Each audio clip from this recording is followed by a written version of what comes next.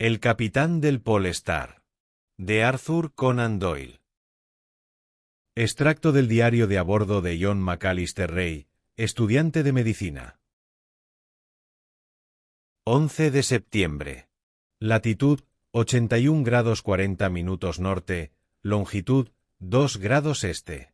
Seguimos rodeados de enormes campos de hielo, el que se extiende hacia el norte de nosotros, y al que está aferrada nuestra ancla de hielos, no puede tener una superficie menor que un condado de Inglaterra. A derecha e izquierda se extienden, hasta el horizonte, superficies ininterrumpidas de hielo. El oficial informó esta mañana de que hacia el sudoeste se advertían señales de témpanos flotantes. Si estos se juntasen, adquiriendo una fuerte cohesión, como para impedirnos el regreso, nuestra situación será peligrosa, porque, según he oído decir, nuestros víveres empiezan a escasear. La estación está muy avanzada, y vuelven a aparecer las noches. Esta mañana vi una estrella que brillaba justamente encima de la verga del trinquete. Es la primera, desde primeros de mayo.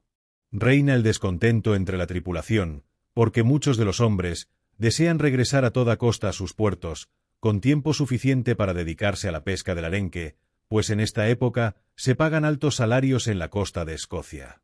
Su disgusto solo se ha exteriorizado, hasta este momento, en la adustez de sus rostros y en sus miradas amenazadoras.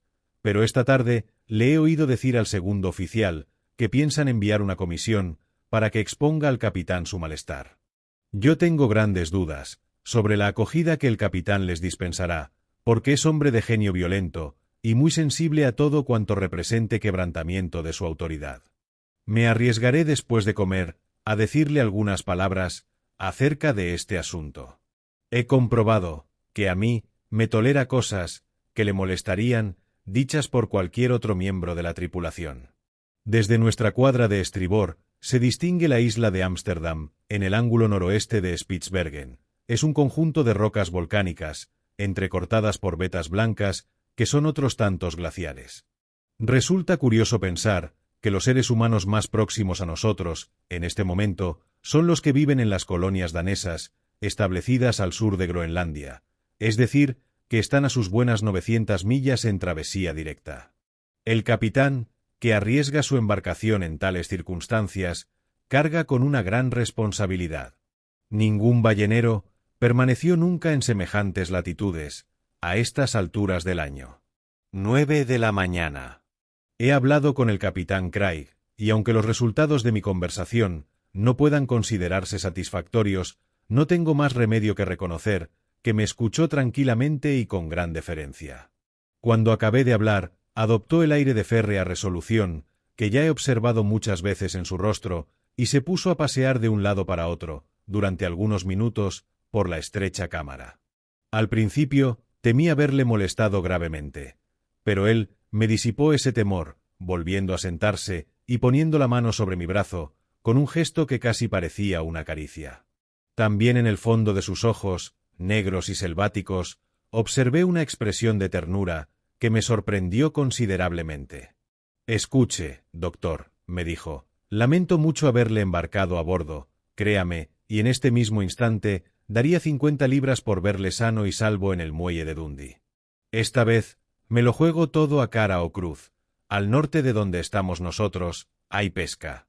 ¿Cómo se atreve usted a hacer ese gesto de duda con la cabeza, si yo le aseguro que desde el tope del mástil he visto las ballenas lanzando su chorro al aire?» Todo esto lo dijo en un súbito arrebato de cólera, a pesar de que yo no era consciente de haber realizado ningún ademán de duda. He avistado 22 ballenas, en otros tantos minutos, y ninguna de ellas de menos de 10 pies de barba, tan cierto como que yo estoy aquí. Y ahora, doctor, ¿cree usted que puedo abandonar esta región cuando solo me separa de la riqueza una condenada franja de hielo? Si por casualidad soplase mañana viento del norte, podríamos llenar el barco y alejarnos antes de que los hielos nos encerrasen. Si sopla del sur, bien, yo creo que a los hombres de la tripulación se les paga para que arriesguen sus vidas. Y en cuanto a mí, es cosa que me importa poco, porque son más los lazos que me unen al otro mundo que a este. Sin embargo, confieso que estoy pesaroso por usted. Preferiría tener a Angus Tight que me acompañó en el último viaje, porque era hombre al que nadie echaría en falta, mientras que usted me dijo en cierta ocasión que estaba comprometido para casarse, ¿no es así? Sí, así es, le contesté, haciendo funcionar el resorte del medallón que colgaba de la cadena de mi reloj y mostrándole la pequeña fotografía de Flora. Váyase al diablo, bramó, poniéndose en pie de un salto, y hasta la barba se le erizó de furor. ¿Qué me importa a mí su felicidad? ¿Qué tengo yo que ver con esa joven, para que usted me pasee su fotografía delante de los ojos? Creí que estaba a punto de golpearme, movido por un arrebato de furia, pero, después de lanzarme otra imprecación, abrió la puerta de la cámara y se precipitó fuera, dejándome atónito ante una violencia tan inusitada. Hasta ese momento, me había tratado siempre con cortesía y afabilidad. Ahora, le estoy oyendo ir y venir muy excitado por la cubierta, encima de mi camarote, mientras escribo estas líneas. Me agradaría trazar un bosquejo del carácter de este hombre, pero parece presuntuoso por mi parte intentar ponerlo sobre el papel, cuando todavía no tengo en mi mente más que una idea confusa e incierta de él. En varias ocasiones, he creído que por fin tenía en mis manos la clave que podría explicarme ese carácter, pero siempre me he visto defraudado, al presentárseme el capitán, con posterioridad, bajo alguna faceta nueva, que echaba por tierra todas mis conclusiones. Es posible que ningún ojo humano, aparte de los míos, se pose jamás sobre estas líneas, pero, a pesar de ello, trataré de dejar constancia de cómo era el capitán Nicholas Craig, aunque solo sea como tema de estudio psicológico. Por regla general, el aspecto externo del hombre proporciona ciertas indicaciones de cómo es el alma que alberga en su interior. El capitán Craig es hombre alto y bien formado, de cara morena y hermosa, y tiene una curiosa manera de contraer sus miembros, que puede ser debido a nerviosismo o simplemente un resultado de su exuberante energía.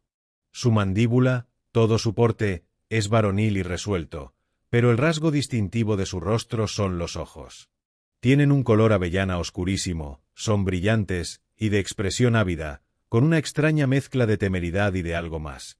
Algo que en ocasiones me ha parecido producto más bien del horror que de ningún otro sentimiento. Por regla general, lo que predomina en ellos es la dureza, pero en ciertos momentos, y especialmente cuando está pensativo, se extiende por ellos una expresión de temor que se va profundizando, hasta dar un nuevo carácter a todo su rostro. Es en esos momentos, cuando está más propenso a los tempestuosos arrebatos de cólera, y parece tener conciencia de ello, porque le he visto a veces encerrarse para que nadie se acerque a él, hasta que haya pasado aquella hora negra. Duerme mal, y le he oído gritar durante la noche, pero su camarote está a cierta distancia del mío, y nunca he conseguido entender las palabras que pronuncia. Esta es una de las facetas de su carácter, la más desagradable. Sin embargo, si yo la he observado, se debe únicamente a mi estrecho contacto con él, ya que tenemos que alternar por fuerza a diario. Aparte de esto, es un compañero agradable, que ha leído bastante y que entretiene con su conversación. Es, además, un marino tan valeroso como el que más, de cuantos pisaron una cubierta de buque. No olvidaré fácilmente, como se hizo con el gobierno del barco, en una ocasión en que una galerna nos sorprendió en medio del hielo flotante, a comienzos del mes de abril. Nunca lo he visto más satisfecho en el puente de mando, entre los resplandores de los relámpagos y el ulular del viento.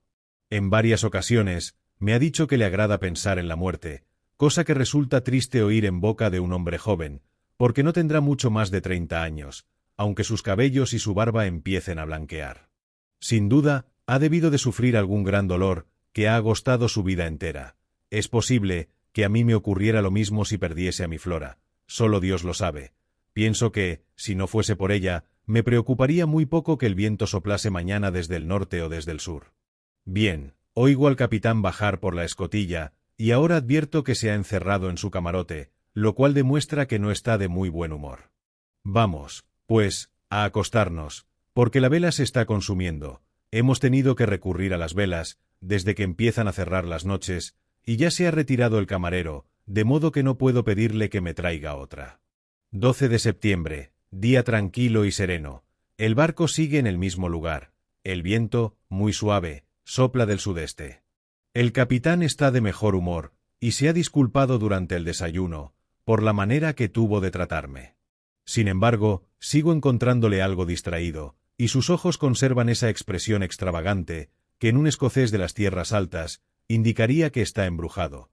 Eso fue, por lo menos, lo que me hizo notar el mecánico mayor, hombre que, entre el sector céltico de nuestra tripulación, tiene fama de vidente y de explicador de presagios. Resulta extraño que la superstición haya ejercido tal influencia sobre esta raza, terca y de sentido práctico. Jamás hubiera creído que llegase a tales extremos, si no lo hubiese visto por mí mismo. Durante esta expedición, hemos padecido una verdadera epidemia, hasta el punto de tener que suministrar a los hombres productos sedantes y tónicos nerviosos, junto con su ración de grog de los sábados. El primer síntoma, poco después de dejar atrás Shetland, fue que los hombres del timón se lamentaban de oír en la estela del barco gritos plañideros y lamentos, como si alguien nos siguiera, sin conseguir alcanzarnos.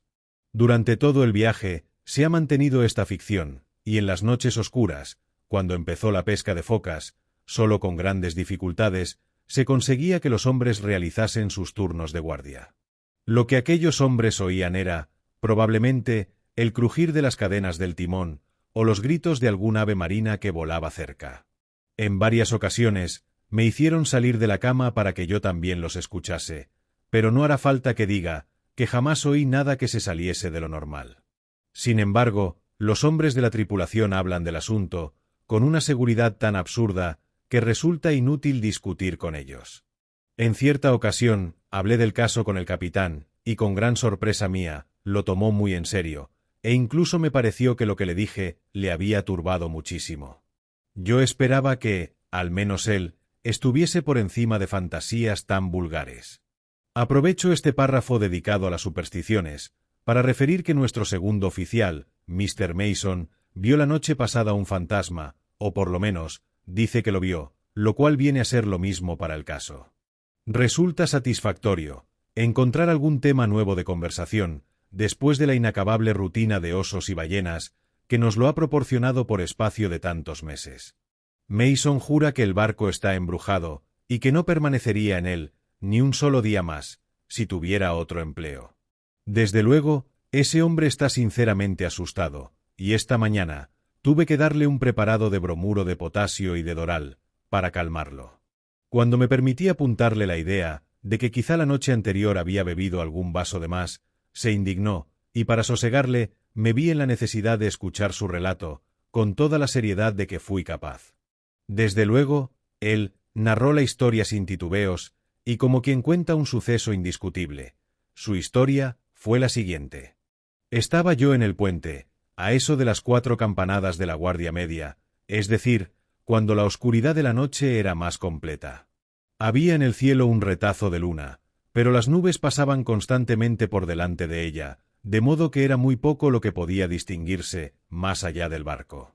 John MacLeod, el arponero, vino hacia la parte de popa, desde la punta del castillo de proa, a comunicarme que por la cuadra de estribor se oía un ruido extraño.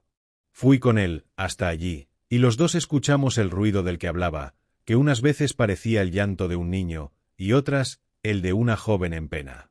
Llevo 20 años viniendo a estas regiones, y nunca oí que ninguna foca, vieja o joven, hiciese un ruido como aquel. Estábamos, pues, en la parte delantera del castillo de proa, cuando la luna salió de detrás de una nube, y el arponero y yo vimos una especie de figura blanca que se movía por el campo de hielo, en la misma dirección en que nosotros habíamos oído aquel llanto. La perdimos de vista durante un rato, pero volvió por la parte de proa, a babor, y apenas si pudimos distinguirla, como una sombra sobre el hielo.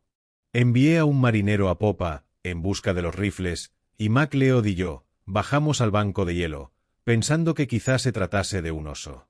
Una vez en el campo de hielo, perdí de vista al arponero, pero yo avancé hacia el lugar, desde el que seguían llegando los lamentos.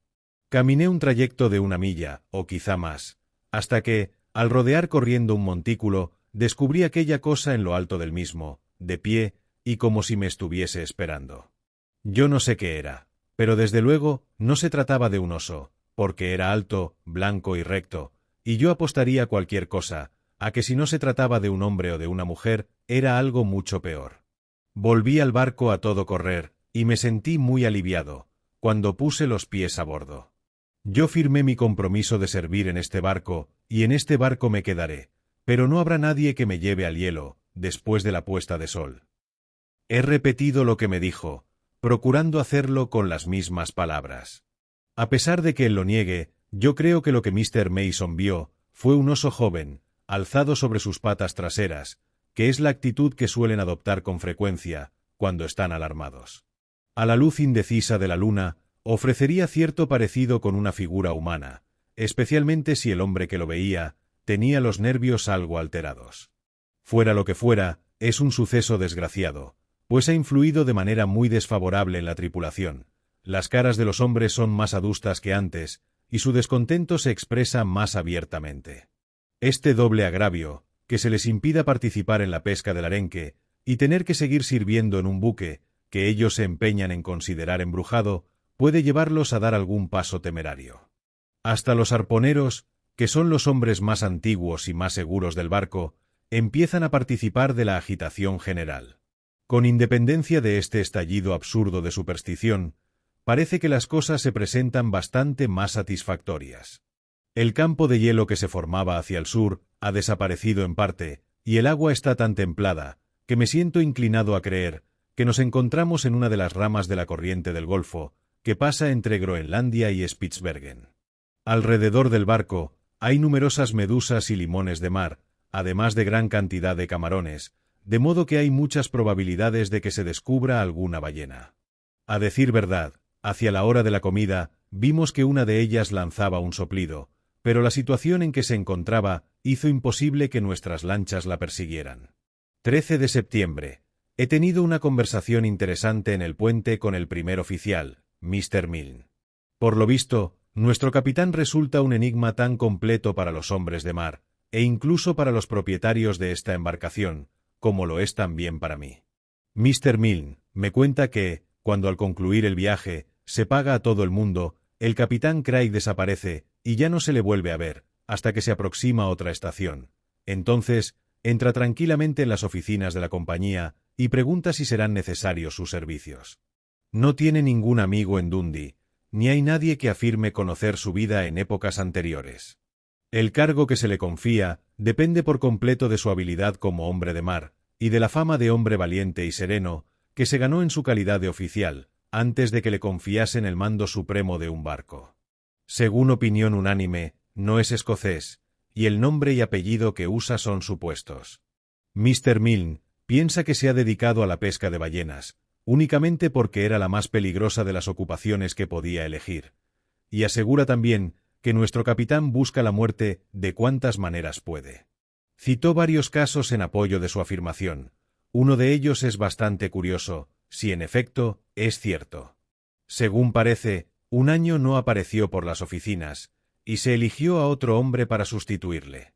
Eso ocurrió durante la última guerra entre rusos y turcos. Cuando volvió a comparecer, a la primavera siguiente, tenía en un lado del cuello la cicatriz de una herida, y acostumbraba a ocultarla con la corbata. Yo no estoy en condiciones de afirmar que el oficial estaba en lo cierto, al sacar de aquello la conclusión de que nuestro capitán había estado en la guerra, aunque, desde luego, la coincidencia es extraña. El viento está rolando en dirección este, pero es todavía muy suave, y tengo la impresión de que el campo de hielo está más cerca que ayer. Por todas partes, y hasta donde alcanza la vista, se extiende una inmensa llanura de blancura absoluta, rota únicamente por alguna grieta o por la negra sombra de un montículo. Por el lado del sur, queda el estrecho camino de agua azul, que constituye nuestra única posibilidad de huida y que se va estrechando más cada día. El capitán está cargando sobre sí una grave responsabilidad.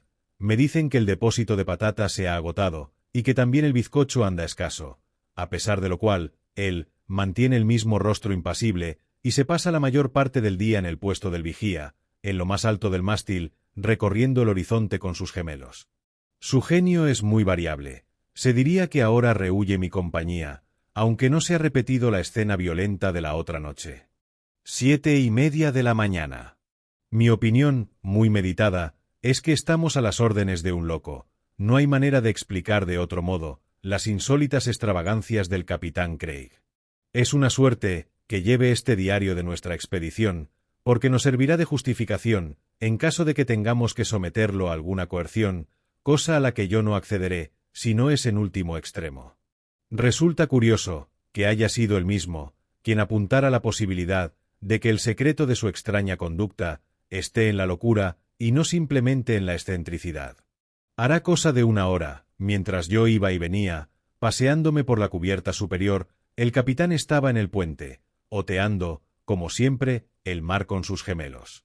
La mayoría de la tripulación estaba abajo, tomando el té, porque en estos últimos días no se han cumplido las guardias con toda regularidad. Cansado de pasear, me recosté en la borda, y me quedé mirando el suave resplandor que el sol poniente proyectaba sobre los grandes campos de hielo que nos rodean. Una voz áspera me sacó bruscamente de la ensoñación en que había caído, y al volverme sobresaltado, me encontré con que el capitán había bajado a cubierta, y estaba a mi lado. Miraba por la superficie del hielo, con una expresión en la que el horror, la sorpresa y algo que se acercaba al júbilo pugnaban por imponerse. A pesar del frío, le caían de la frente gruesas gotas de sudor, y saltaba a la vista, que se encontraba muy excitado. Sus miembros se contraían, lo mismo que los de un hombre que se encuentra al borde de un ataque de epilepsia, y las comisuras de sus labios estaban tensas.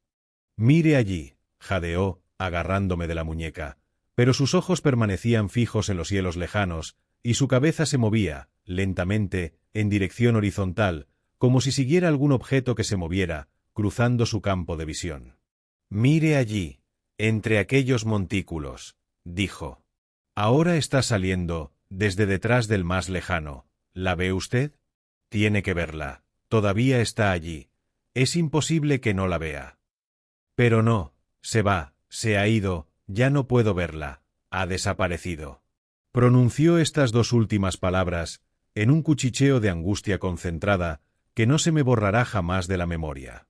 Se aferró a unos cabos y trató de trepar hasta el antepecho, como si esperase obtener una última ojeada de la visión que desaparecía. Pero sus fuerzas no se lo permitieron, y cayó contra las claraboyas de cubierta, en las que se apoyó, jadeante y agotado.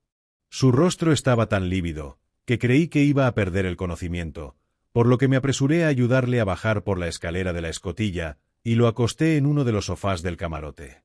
Enseguida le vertí un poco de aguardiente entre los labios, apoyando en ellos la botella, y eso ejerció un efecto tan fulminante que le subió de nuevo la sangre a la cara lívida y aquietó los temblores de sus pobres miembros. Se incorporó sobre un codo, miró a su alrededor para ver si estábamos solos, y me hizo señas para que me acercase y me sentase a su lado. «Usted la vio, ¿verdad que sí, doctor?», me preguntó, hablando siempre en el tono de voz, apagado y temeroso de antes, que tan ajeno era al carácter de aquel hombre. «Capitán Craig, yo no vi nada», respondí a mi pesar. Entonces, él dejó caer la cabeza hacia atrás sobre los almohadones y murmuró: «Claro, usted no podía verla sin gemelos. Si yo la vi, fue gracias a los gemelos, y gracias a ellos vi también sus ojos, sus amorosos ojos. Doctor, no deje que entre el camarero. Va a creer que estoy loco. Eche el cerrojo por dentro. Hágame el favor». Me levanté e hice lo que me pedía. Él permaneció un rato en silencio, embebido en sus pensamientos. Luego volvió a incorporarse sobre el codo y pidió un poco más de aguardiente. «Usted, doctor, no cree que estoy loco, ¿verdad?», me preguntó, en el momento en que yo volvía a colocar la botella en el estante. «Dígame ahora, doctor, de hombre a hombre, ¿cree usted que estoy loco?». «Lo que creo es que tiene usted en el alma alguna preocupación que le excita y que le hace muchísimo daño», le contesté. «Ha dado usted en el blanco, muchacho», exclamó él, con los ojos centelleantes por efecto del aguardiente. «Tengo muchas cosas en el alma, muchas, pero todavía soy capaz de calcular la latitud y la longitud, y manejo mi sextante y mi tabla de logaritmos con destreza. ¿Verdad que ante un tribunal de justicia no podría usted presentar pruebas suficientes de que estoy loco?». Resultaba curioso oír a este hombre, que estaba tumbado de espaldas, plantear fríamente el problema de si su razón regía o no regía. «Es posible que no», contesté, «pero sigo pensando que haría usted bien en regresar cuanto antes a puerto y asentarse para vivir una vida tranquila durante algún tiempo. De manera que volver a puerto y asentarme para vivir tranquilamente con una Flora, con una linda Florita como la suya, murmuró con una mueca de burla. Dígame, doctor, ¿son síntomas de locura las pesadillas? Le contesté que, a veces, pueden serlo, y él insistió. ¿Y qué otros síntomas hay? ¿Cuáles serían los primeros síntomas de la locura? Dolores de cabeza, zumbidos en los oídos, centelleos de luz delante de los ojos, engaños visuales. ¿A qué llamaría usted un engaño visual, doctor?, me interrumpió. A ver lo que no existe en la realidad, respondí. Pero ella estaba allí, estaba realmente allí, dijo quejumbroso y como hablando consigo mismo. Se levantó, descorrió el cerrojo de la puerta y se encaminó con paso lento e inseguro a su propio camarote, del que estoy seguro que no saldrá, hasta mañana por la mañana. Cualquiera que sea la visión que creyó ver como realidad, lo cierto es que su organismo ha recibido un choque terrible. Ese hombre se convierte para mí, cada día, en un misterio mayor, aunque me temo que la solución que él mismo ha sugerido es la exacta y que tiene perturbada la razón. No creo que tenga nada que ver con su comportamiento, una conciencia culpable. Esta idea corre entre los oficiales, y según tengo entendido, es la más extendida entre la tripulación, pero yo no he advertido nada en que pueda apoyarse. No tiene el aspecto de un culpable, sino el de un hombre que ha sido terriblemente maltratado por la suerte, y al que habría que mirar como a un mártir, más que como a un criminal. El viento rola esta noche hacia el sur. Que Dios nos proteja, si llega a cerrar el estrecho paso que constituye nuestro único camino hacia la salvación. Situados como estamos, al borde del principal campo de hielo del Ártico, es decir, en lo que los balleneros llaman la barrera, cualquier viento del norte contribuye a romper el hielo a nuestro alrededor, permitiéndonos la fuga, mientras que todo viento del sur empuja hacia arriba los hielos flotantes que hay a nuestras espaldas y nos encierra entre dos campos helados. 14 de septiembre, domingo, día de descanso. Mis temores se han visto confirmados. La estrecha franja de aguas azules ha desaparecido del sur.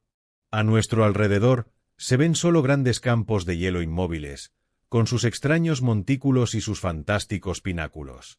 Reina por toda la ancha extensión de hielo un silencio de muerte que produce una sensación horrible. Ya no se oye el palmoteo de las olas, el grito de las gaviotas, ni el crujir de las velas hinchadas por el viento, sino que reina un profundo silencio universal, en el que los murmullos de los marineros y el crujir de sus botas sobre la cubierta, de una blancura resplandeciente, parecen desentonar y estar fuera de su lugar.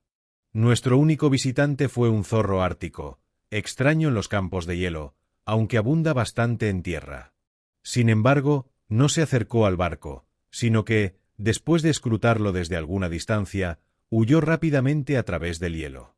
Esta actitud resultó extraña, porque esos animales no saben nada del hombre, y como son curiosos por naturaleza, llegan a familiarizarse tanto que resulta cosa fácil su captura. Incluso este pequeño incidente produjo mala impresión en los tripulantes, por increíble que parezca. El comentario de uno de los principales arponeros, al que los demás otorgaron su aquiescencia, con movimientos afirmativos de cabeza, fue este: ese pobre animal barrunta más, señores, y ve más, que ustedes y que yo. Resulta inútil tratar de razonar contra supersticiones tan pueriles.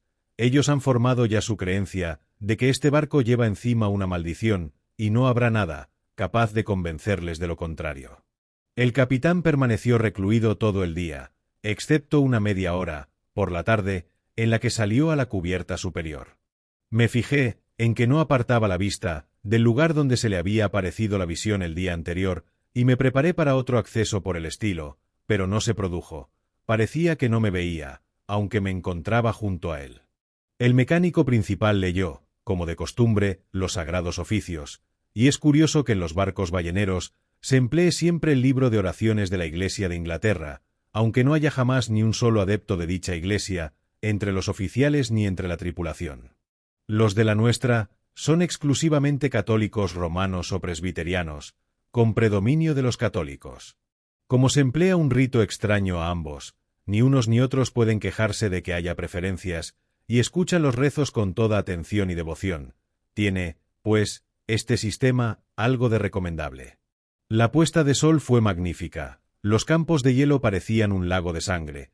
Jamás he contemplado un efecto más maravilloso y, al mismo tiempo, más raro. El viento está rolando. Si durante 24 horas sopla del norte, nuestra situación será todavía buena. 15 de septiembre. Hoy es el cumpleaños de Flora. Querida mía, mejor es que no pueda contemplar a su chico, como ella me llama, encerrado entre los campos de hielo, a las órdenes de un capitán loco y con provisiones para unas pocas semanas solamente. Estoy seguro de que lee todas las mañanas la lista de entradas y salidas de barcos en el Scotsman, para ver si da noticias de nuestra llegada desde Shetland. Yo tengo que dar ejemplo a la tripulación y mostrarme alegre y despreocupado. Dios sabe, sin embargo, que hay momentos en que me pesa muchísimo el corazón. El termómetro marca hoy 19 grados Fahrenheit. El viento es escaso, y cuando sopla, lo hace desde un cuadrante desfavorable. El capitán está de un humor excelente. Sospecho que cree haber visto alguna otra aparición durante la noche, porque a primera hora de la mañana, entró en mi camarote, se inclinó sobre mi litera y me cuchicheó. No era un engaño visual, doctor. Todo es verdad. Después de desayunar, me pidió que hiciese el inventario de la cantidad de alimentos que quedaban, y me dediqué a ello, con la ayuda del segundo oficial. Son más escasos todavía de lo que habíamos calculado. A proa, disponen de medio tanque de bizcocho, 3 barriles de carne salada y una cantidad muy pequeña de café y de azúcar. En la despensa y estantería de popa hay una gran cantidad de artículos de lujo, tales como salmón en lata, sopas, carnero con vainas de judías, etc., pero darán para muy poco al repartirlas entre una tripulación de 50 hombres. En el almacén hay 2 barricas de harina y una cantidad ilimitada de tabaco. Cuando le llevamos el informe de aquellas existencias al capitán, dio orden de que se tocase el silbato, llamando a toda la tripulación, y les dirigió la palabra desde la cubierta superior. Nunca le vi desenvolverse mejor. Con su figura alta y bien formada, y su rostro moreno y expresivo, parecía un hombre nacido para mandar, y expuso la situación a la manera fría, propia de un marino, demostrando que, al mismo tiempo que medía todo el alcance del peligro, no se le escapaba tampoco ninguna de las posibilidades de salir de él. Muchachos, comenzó, estoy seguro de que pensáis que os he metido en una situación de la que es difícil salir, y quizá alguno de vosotros sienta rencor hacia mí por ello. Pero recordad que en las últimas temporadas ningún barco regresó a nuestro puerto con tanto dinero en aceite como este viejo Polestar, y que todos vosotros recibisteis la parte que os correspondía del mismo. Vosotros habéis podido dejar en casa a vuestras mujeres, sin que les falte nada, mientras que otros pobres marineros las encuentran recogidas en un asilo de caridad cuando regresan al país. Si tenéis que estarme agradecidos por lo primero, también creo que debéis agradecerme lo segundo, de manera que estamos a mano. No es la primera vez que intentamos aventuras audaces, y siempre hemos salido de ellas con bien, de modo que, aunque en esta ocasión hayamos intentado una de esas aventuras y hayamos fracasado, no hay razón para que protestemos por ello. Si lo malo se convierte en lo peor, siempre podremos encaminarnos hacia tierra a través de los campos de hielo y reunir un stock de focas como para mantenernos con vida hasta la primavera. Sin embargo, no llegaremos a eso, porque vosotros y yo avistaremos las costas de Escocia antes de que hayan transcurrido 3 semanas. Por ahora, todos tendremos que ponernos a media ración, y esa media ración será para todos igual, sin preferencia para ninguno. Manteneos animosos, y saldremos de este paso, lo mismo que hemos salido con bien, de muchos peligros antes de ahora. Estas pocas y sencillas palabras del capitán produjeron un efecto maravilloso en la tripulación. Se olvidaron de su anterior impopularidad, y el viejo arponero, al que me he referido antes al hablar de su superstición, fue el que inició los 3 vítores, en los que yo tomé parte cordial, junto con toda la tripulación. 16 de septiembre. El viento ha rolado durante la noche hacia el norte, y se advierten en el hielo síntomas de que se está abriendo. La tripulación está de buen humor, a pesar de la corta ración a que está sometida. En el cuarto de máquina se mantienen las calderas a presión, a fin de que no se pierda un momento si se presenta la oportunidad de escapar. El capitán da muestras de un genio exuberante, aunque, alguna que otra vez, se advierte aquella extraña expresión de embrujamiento de que he hablado anteriormente. Este estallido de buen humor me intriga más aún que su anterior melancolía. No logro comprenderlo. Creo haber mencionado en la primera parte de este diario que una de las rarezas del capitán consiste en no permitir que entre nadie en su camarote, hasta el punto de que él mismo se hace la cama y atiende a todos los detalles de su comodidad. Con gran sorpresa mía, hoy me entregó la llave de su camarote y me pidió que bajase y tomase el tiempo por su cronómetro, mientras él calculaba la altura del sol a mediodía. Se trata de una habitación pequeña y sencilla, en la que los únicos lujos, aparte de algunos cuadros que cuelgan de las paredes, son un lavabo vertical y unos cuantos libros. La mayor parte de los cuadros son pequeñas oleografías baratas, pero uno de ellos, pintado a acuarela, representa la cabeza de una mujer joven, que atrajo mi atención. Era evidentemente un retrato, y no uno de esos caprichosos ejemplares de belleza femenina a que tan aficionados son los hombres de mar. Ningún artista habría sido capaz de sacarse de su propia imaginación una mezcla tan curiosa de energía y debilidad. Los ojos lánguidos, ensoñadores, de pestañas largas, y la frente ancha y baja, sin arrugas de preocupaciones ni de pensamientos, presentaban un fuerte contraste con la mandíbula, recta y abultada, y con lo tenso del labio inferior. Debajo del retrato, había escrito en uno de los ángulos, M.B. Aed 19. En aquel entonces, me pareció increíble que en el corto espacio de 19 años de vida, alguien fuese capaz de desarrollar la energía de voluntad que mostraba aquella cara. Debió de haber sido una mujer extraordinaria. Sus facciones ejercieron sobre mí tal fascinación que, a pesar de no haber tenido tiempo de dirigirles más que una rápida mirada, sería capaz, si tuviese habilidades de dibujante, de reproducirlas línea por línea en esta página de mi diario. ¿Qué papel habrá representado esa mujer en la vida de nuestro capitán? Tiene colgado el cuadro a los pies de su litera, de modo que sus ojos puedan mirarlo siempre. Si el capitán fuese un hombre menos reservado, me permitiría hacerle alguna observación a ese respecto. De todo lo demás que había en el camarote, nada merece ser mencionado. Chaquetas de uniforme, un taburete de campamento, un espejito, un estuche de tabaco y numerosas pipas, entre las que había un narguile oriental, detalle este último, dicho sea de paso, que parece dar cierto viso de probabilidad a lo que contó Mr. Milne sobre la participación del capitán en la guerra, aunque la relación entre una cosa y otra parezca bastante lejana. 11:20 de la noche. El capitán acaba de ir a acostarse, después de haber mantenido una larga e interesante conversación conmigo sobre temas generales. Cuando quiere, sabe ser un compañero encantador, porque ha leído mucho y sabe expresar sus opiniones con fuerza, sin sentar plaza de dogmático. Habló acerca de la naturaleza del alma, y expuso someramente el pensamiento de Aristóteles y de Platón acerca del problema, expresándose de manera magistral. Él, por su parte, parece inclinado a la teoría de la metempsicosis y a las doctrinas de Pitágoras. Poco después, me dio las buenas noches y se retiró a su habitación. El viento está adquiriendo fuerza y sopla de una manera persistente desde el norte. Las noches son ya tan oscuras como las de Inglaterra. Confío en que mañana nos veremos libres de nuestras cadenas de hielo. 17 de septiembre. Otra vez el fantasma. Gracias a Dios, que tengo los nervios fuertes. La superstición de estos pobres hombres, y los relatos circunstanciales, que hacen con la máxima seriedad y convicción, horrorizarían a cualquier hombre que no estuviese acostumbrado a sus rarezas. Circulan muchas versiones acerca del asunto, pero la suma total de las mismas es que alguna cosa extraña y desconocida ha estado moviéndose durante la noche alrededor del barco, y que la han visto Sandy MacDonald y Peter Williamson, el Largo, y también Mr. Milne, que estaba en el puente. Así pues, como son 3 los testigos, pueden defender mejor el caso que como lo hizo el segundo oficial.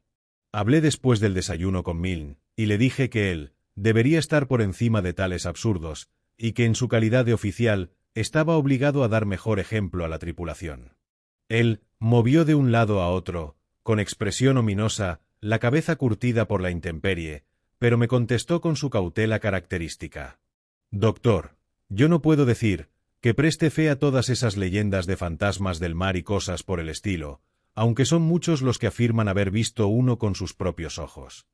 Yo no soy asustadizo, pero quizás se le hubiese helado la sangre también a usted un poco, si en lugar de hablar del asunto a la luz del día, hubiese estado conmigo la noche pasada, y hubiese visto una forma espantosa, blanca y horrible, unas veces aquí, otras allí, gimiendo en la oscuridad, igual que un corderito que ha perdido a su madre. Yo creo que estaría usted menos inclinado a decir que son cuentos de viejas. Vi que era inútil ponerme a razonar con él, y me conformé con pedirle, como favor personal, que me llamase la próxima vez que apareciese el espectro. Él accedió a mi petición con grandes exclamaciones, que demostraban su deseo de que no se presentase nunca semejante oportunidad. Tal y como esperaba, el blanco desierto que teníamos a nuestras espaldas aparece roto por muchos canales estrechos de agua, que lo cortan en todas direcciones. Nuestra latitud en el día de hoy es de 80 grados, 52 minutos norte, lo que demuestra que nuestro campo de hielo sufre un fuerte arrastre hacia el sur. Si el viento continúa siendo favorable, ese campo de hielo desaparecerá, con la misma rapidez con que se formó. De momento, lo único que podemos hacer es fumar, esperar y confiar en la buena suerte. Me estoy convirtiendo rápidamente en un fatalista. El hombre no puede ser otra cosa, cuando trata con factores tan inseguros como el viento y el hielo. Las alarmas provocadas por el espectro ejercen una fatal influencia en el capitán. Yo temí que pudieran excitar su temperamento sensible y traté de ocultarle la absurda historia. Pero, por desgracia, oyó que uno de los hombres de la tripulación aludía a ella y exigió que se le informase de lo que ocurría.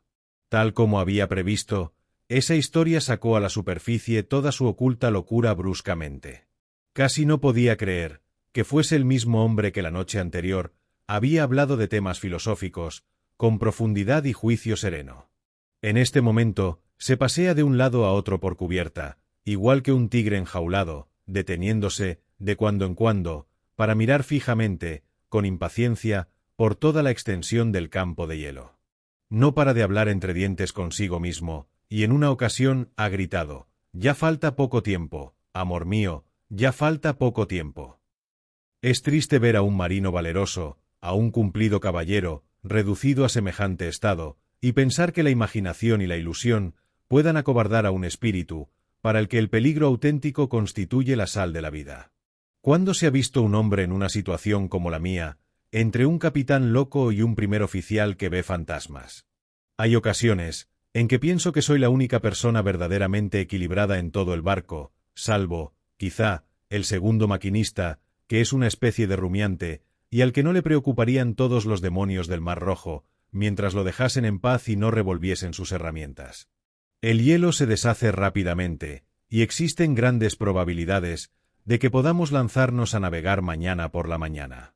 Cuando cuente en casa todo lo que me ha ocurrido, van a creer que estoy fantaseando. 12 de la noche. He sufrido un gran sobresalto, aunque ya me siento más tranquilo, gracias a un buen vaso de aguardiente. Sin embargo, como podrá testimoniarlo mi letra, no he vuelto aún, ni con mucho, a mi estado natural. El hecho es que he vivido un extraño incidente, y empiezo a dudar de si tenía razón suficiente, cuando califiqué de locos a todos los hombres de este barco, porque aseguraban haber visto cosas que mi entendimiento juzgaba carentes de toda razón. Soy un estúpido, por dejar que semejante insignificancia me enerve. Sin embargo, viniendo como viene, después de todas estas alarmas, tiene un significado especial. Ya no puedo poner en duda los relatos de Mr. Mason y del oficial, después de haber experimentado lo mismo, de que antes me burlaba. Después de todo, no fue nada alarmante, un simple ruido y nada más. Ya sé que no puedo esperar que todas las personas que lean esto, si es que alguien lo lee, comprendan mis sentimientos o se den completa cuenta del efecto que me produjo en aquel entonces. Habíamos acabado de cenar y yo había salido a cubierta para fumarme tranquilamente una pipa antes de acostarme. La noche era muy lóbrega, tanto que de pie y debajo de la lancha de cuadra de popa no alcanzaba a distinguir al oficial, que estaba en el puente. Creo haberme referido ya al extraordinario silencio que reina en los mares helados. En otras regiones del globo, aunque sean completamente solitarias, hay siempre una leve vibración en el aire. Un ligero runruneo, ya proceda de lugares lejanos, habitados por el hombre, de las hojas de los árboles, del aleteo de los pájaros o incluso del insignificante roce de la hierba que cubre el suelo. Es posible que no tengamos conciencia de tal runruneo, pero si se detuviese súbitamente, lo echaríamos de menos. Solo aquí, en los mares árticos, se nos mete en la conciencia, con toda su horrenda realidad, el silencio absoluto de insondable profundidad. El tímpano se tensa, para captar el más leve murmullo, y se regodea anhelante con cualquier ruido accidental que se produce dentro del barco. En tal estado de ánimo me encontraba yo, recostado en el antepecho, cuando se dejó oír desde el hielo, casi exactamente frente a mí, rompiendo el silencio de la noche, un grito agudo y penetrante, que fue subiendo cada vez más, hasta culminar en un largo gemido de agonía, que bien podía ser el grito postrero de un alma en pena. Todavía resuena en mis oídos el grito fantasmal.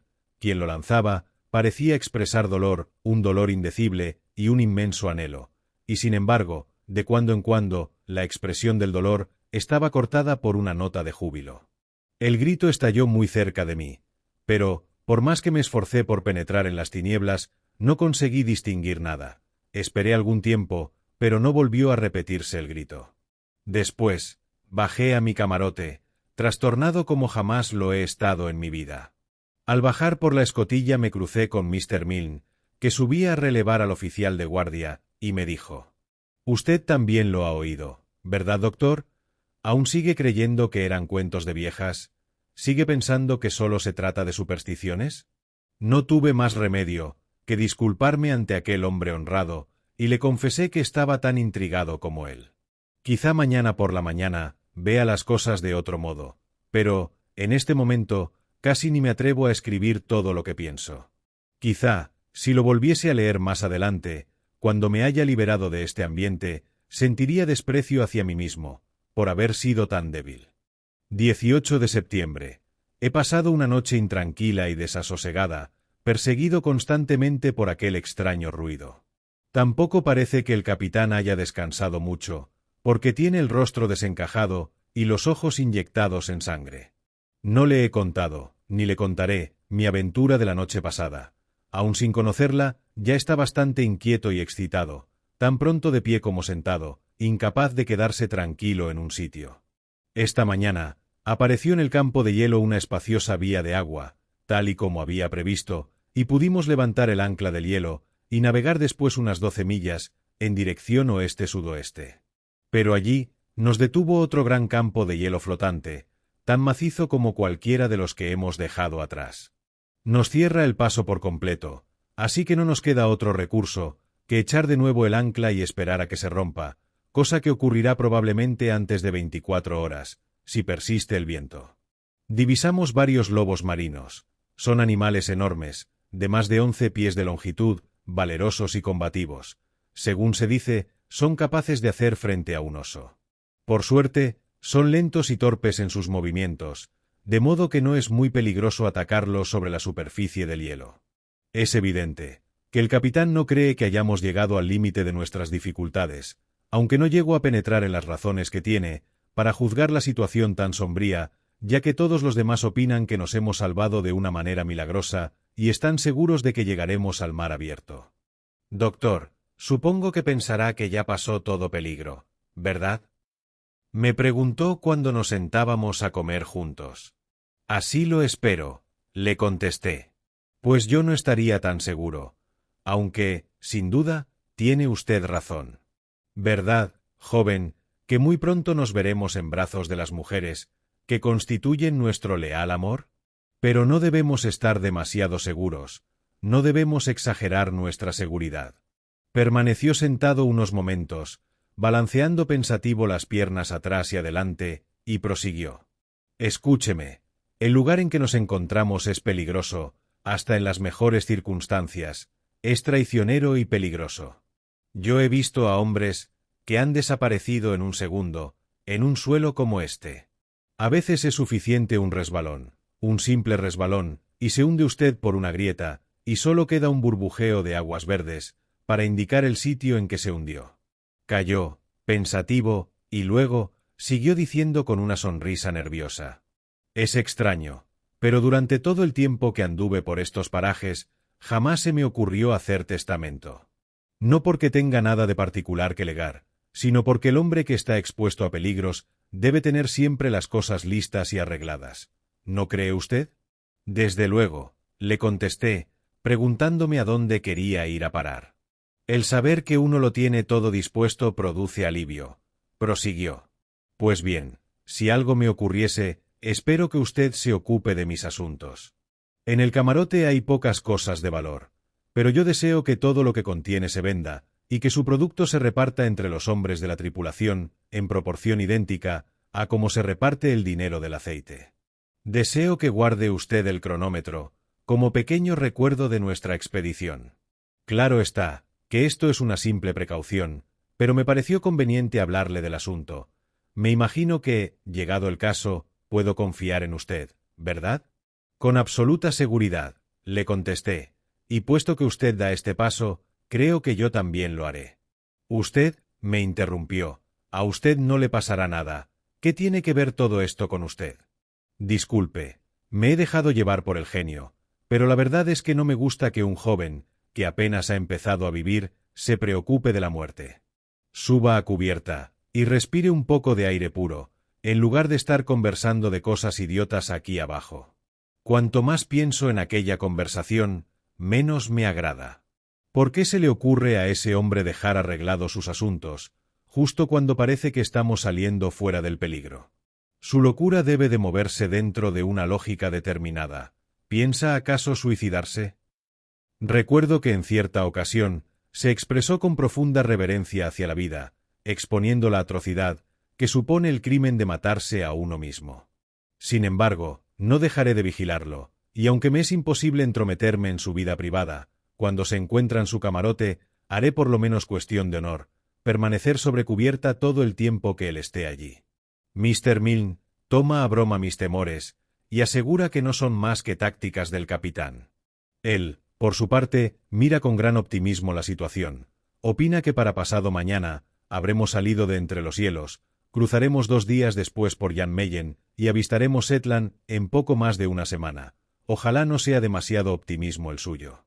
Ahora bien, como se trata de un marino viejo y experimentado, que mide sus palabras antes de pronunciarlas, su opinión puede servir de contrapeso a las sombrías precauciones del capitán. Al fin, se ha producido la catástrofe que venía amenazando desde hacía tanto tiempo. No sé cómo describirla. El capitán ha desaparecido. Pudiera ser que regresase con vida, a reunirse con nosotros en el barco, pero abrigo muchos temores, muchos temores. Son las 7 de la mañana del día 19 de septiembre. Durante toda la noche he estado recorriendo, en compañía de un grupo de marineros, el gran campo flotante de hielo que tenemos delante de nosotros, con la esperanza de descubrir algún rastro suyo, pero todo ha sido en vano. Voy a tratar de relatar, de alguna manera, las circunstancias que concurrieron en su desaparición. Si alguien, por casualidad, lee las líneas que siguen, espero que tendrá muy presente que yo no escribo basándome en conjeturas, ni porque me lo hayan contado, sino que, como hombre que está en su sano juicio y es persona educada, relato con exactitud las cosas que sucedieron ante mis propios ojos, respondo de los hechos, aunque las suposiciones son cosa mía. Después de la conversación que he reproducido, el capitán se mantuvo del mejor humor. Sin embargo, se advertía que se encontraba nervioso e impaciente. A cada instante cambiaba de posición, y sus miembros se agitaban de la manera involuntaria y espasmódica que le caracterizaba. En el espacio de un cuarto de hora, subió 7 veces a cubierta, volviendo a bajar, después de dar algunos pasos precipitados. En todas las ocasiones, fui yo detrás de él, porque advertí en su cara, algo que me confirmó en mi resolución de no perderlo de vista ni un momento. Debió de darse cuenta del efecto que sus idas y venidas habían producido, porque trató de tranquilizar mis recelos, mediante una hilaridad exagerada y riéndose a carcajadas al menor chiste. Después de la cena, volvió a subir a la cubierta por el lado de popa, y yo le acompañé. La noche era oscura y muy callada, sin más ruido que el melancólico gemir del viento. Una espesa nube avanzaba desde el noroeste, y los desgarrados tentáculos que proyectaba hacia adelante eran arrastrados y se interponían tapando el disco lunar, que sólo brillaba de vez en cuando, por algunas hendiduras de los nubarrones. El capitán iba y venía con paso rápido por la cubierta. dándose cuenta de que yo le seguía como una sombra, vino hasta mí, para darme a entender que estaría mejor en mi camarote. No hará falta decir que aquello solo consiguió reforzar aún más mi resolución de permanecer sobre cubierta. Creo que después de eso ya no se volvió a acordar de mí, porque permaneció en silencio, apoyado en el coronamiento del antepecho de popa. Miraba fijamente hacia el gran desierto de nieve, una parte del cual se hallaba envuelto en sombras, mientras la otra aparecía revestida de un brillo difuso, producido por el claro de luna. Me di cuenta, por sus movimientos, de que consultaba en varias ocasiones su reloj, y en una de ellas pronunció una breve frase de la que sólo pude captar la palabra dispuesto.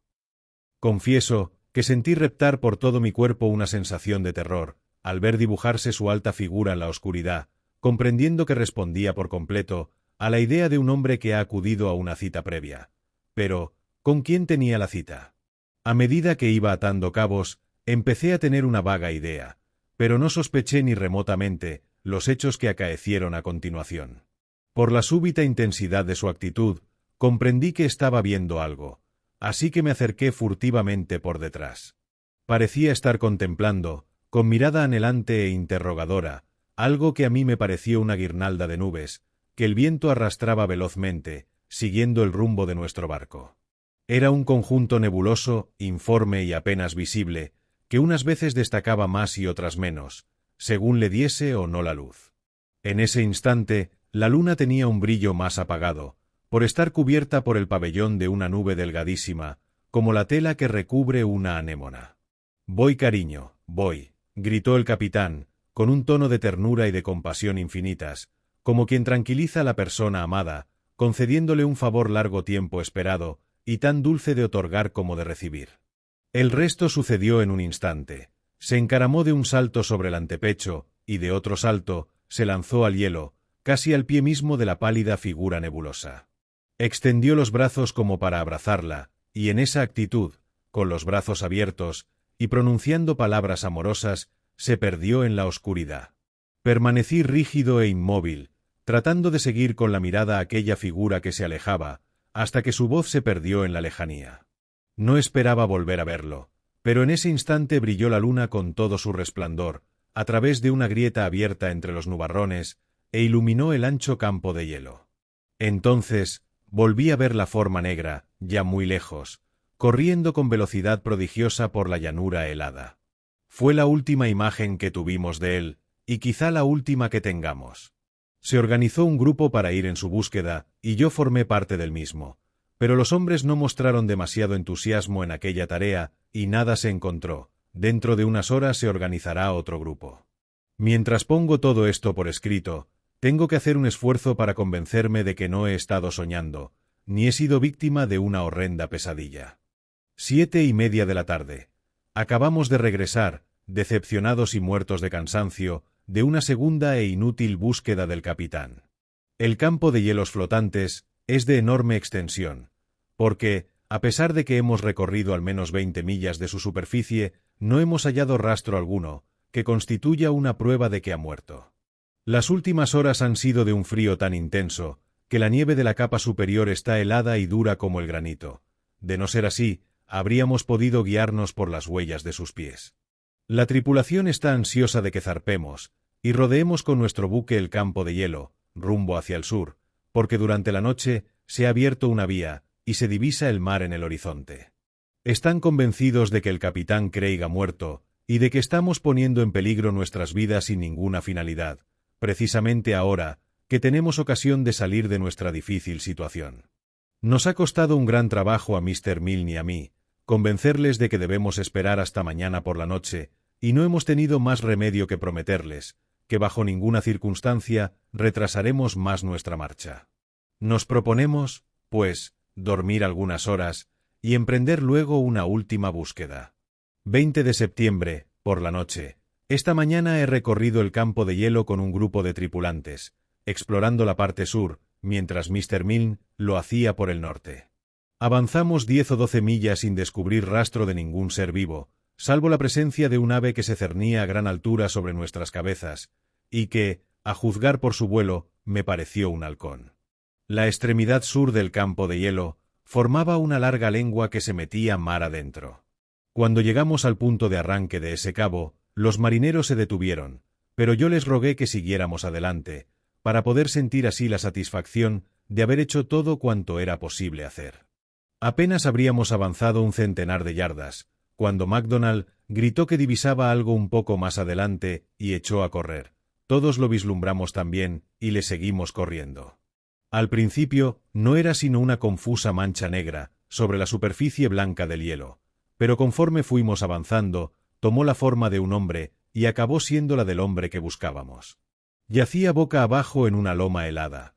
Muchos pequeños cristales de hielo y copos de nieve habían sido arrastrados por el viento y cubrían parte de su cuerpo, centelleando sobre su oscura zamarra de marino. Mientras nos acercábamos, una ráfaga de viento levantó los minúsculos cristales y copos y formó con ellos un remolino en el aire. Cuando empezaron a perder altura, la ráfaga volvió a recogerlos y los arrastró rápidamente hacia el mar. A mí, aquello me pareció una simple ventisca, pero muchos de mis compañeros afirmaron que se había alzado en forma de cuerpo de mujer, se inclinaron para contemplar el cadáver, lo besaron y huyeron precipitadamente por el campo de hielo. He aprendido a no ridiculizar jamás las opiniones de los demás, por muy raras que me parezcan. Lo indudable es que la muerte del capitán Nicholas Craig no tuvo nada de dolorosa, porque su cara tenía una sonrisa de felicidad y sus brazos estaban aún tendidos, como abrazados a la extraña visitante que le había llamado para que la acompañase al otro mundo que hay más allá de la tumba. Aquella misma tarde le dimos sepultura en el mar, envuelto en la bandera del buque, y con un lastre de 32 libras de plomo en los pies. Yo leí el servicio religioso de difuntos, mientras los rudos marineros lloraban como niños, porque eran muchos los que debían grandes favores a su bondadoso corazón, y exteriorizaban así el cariño que sus desconcertantes actitudes habían rechazado en vida.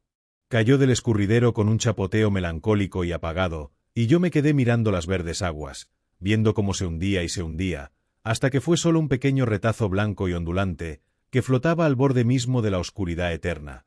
Luego desapareció también la mancha blanca, diluyéndose en las tinieblas. Y allí descansará, con su secreto, con sus pesares y su misterio, ocultos dentro de su pecho, hasta el gran día en que el mar devuelva sus muertos, y Nicholas Craig surja de entre el hielo, con la sonrisa en su rostro. Yo pido a Dios que su suerte sea en aquella vida más feliz de lo que fue en esta. No quiero seguir redactando mi diario. Nuestra ruta hacia la patria se extiende ante nosotros, libre de obstáculos y diáfana, y el gran campo de hielo no será, dentro de poco, más que un recuerdo del pasado. Sin embargo, transcurrirá algún tiempo, antes de que logre sobreponerme al doloroso choque de los sucesos recientes. Cuando empecé a escribir el relato de nuestro viaje, estaba muy lejos de pensar que iba a verme obligado a terminarlo de esta manera. Escribo estas últimas líneas en mi camarote, y hay momentos en que me sobresalto, porque creo escuchar en la cubierta, por encima de mi cabeza, los pasos rápidos y nerviosos del difunto capitán Craig. Esta noche entré en su camarote, cumpliendo mi promesa, para hacer un inventario de todo lo que contenía y anotarlo en el libro de navegación. Todo estaba tal como lo encontré en mi visita anterior, salvo el cuadro que describí, colocado a los pies de su litera. La tela había sido cortada por la parte interior del marco, al parecer, con un cuchillo, y el retrato había desaparecido. Con este último eslabón, de una extraña cadena de hechos, cierro mi diario de viaje del Polestar. Nota adjunta del Dr. John McAllister Ray, padre. He leído la serie de hechos extraños, relacionados con la muerte del capitán del Polestar, tal como se relatan en el diario de mi hijo. Estoy completamente seguro de que todo ocurrió tal y como él lo cuenta, porque me consta que es un hombre de nervios sólidos y carente de fantasía que no se aparta nunca de la verdad. Con todo, parece, a simple vista, una historia tan vaga y tan improbable, que me opuse durante mucho tiempo a que la sacase a la luz. Sin embargo, he tenido, durante los últimos días, oportunidad de recoger varios testimonios independientes, relacionados con el caso, que arrojan nueva luz sobre el mismo. Acudí a Edimburgo para asistir a una reunión de la Asociación Británica de Medicina, y tropecé casualmente allí con el Dr. Peters, viejo compañero mío de universidad, que ejerce actualmente en Saltas, Devonshire. Cuando le hablé de lo que le había ocurrido a mi hijo, me manifestó que él había conocido mucho al capitán Craig, y procedió, con gran sorpresa mía, a describírmelo, de manera que coincidía de un modo extraordinario con los datos del diario, salvo en que mi amigo lo conoció, siendo más joven. Según el relato que me hizo, el capitán del Polestar estuvo comprometido con una joven de extraordinaria belleza, que residía en la costa de Cornwall. Mientras el capitán Craig se encontraba en uno de sus viajes, la novia había muerto trágicamente, y desde entonces, según todos los testimonios, aquel hombre parecía haber perdido la razón. Esto podría explicar el extraño comportamiento del capitán del Polestar y su dramático final. Respecto a la naturaleza de los extraños sucesos que la tripulación presenció y que mi hijo narra en su diario, prefiero dejar que sea el lector quien juzgue por sí mismo. Fin. Gracias por ver este vídeo. Por favor, no olvides suscribirte, dar a me gusta, compartirlo y dejar un comentario. Si te ha gustado este relato, puedes encontrar más audiolibros en nuestro canal, Homo Lector.